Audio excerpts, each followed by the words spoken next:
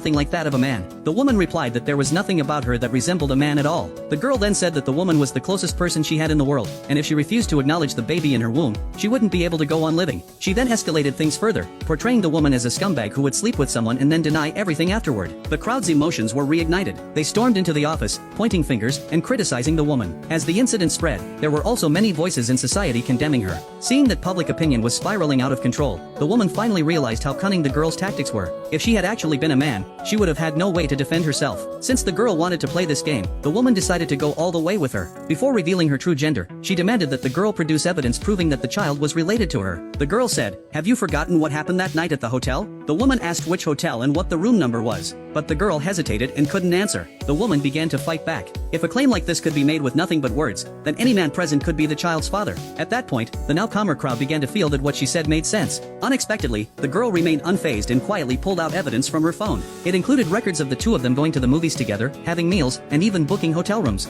And all of it was real. It turned out that after the woman had helped her, the girl frequently invited her out under the pretense of repaying her kindness. Little did the woman know that every receipt had been both evidence and a trap. The girl said the evidence was irrefutable and urged the woman to admit it. The woman replied that it was absurd to treat her like a scapegoat based on a few questionable receipts. A girl nearby complained that the woman was disgusting. She had asked for evidence, and now that it had been provided, she refused to acknowledge it. Public opinion once again shifted in favor of the girl, and the faculty advisor even threatened expulsion to force the woman to accept both the girl and the child. At this point, aside from revealing her gender, the woman still had one option left, a paternity test, but she chose a third path, escalating the situation to the maximum and leaving the girl with no chance of turning things around. She immediately proposed going to the hospital for a prenatal paternity test. The girl agreed without hesitation, which the woman had not expected at all. Soon, the hospital entrance was crowded with media reporters, all waiting for the result. When the doctor came out with the report, it showed a 99% probability of a parent-child relationship. The woman couldn't believe that she, a woman, could be identified as the father. This wasn't just outrageous, it was absurd. In that instant, the woman realized that the girl had bribed the doctor.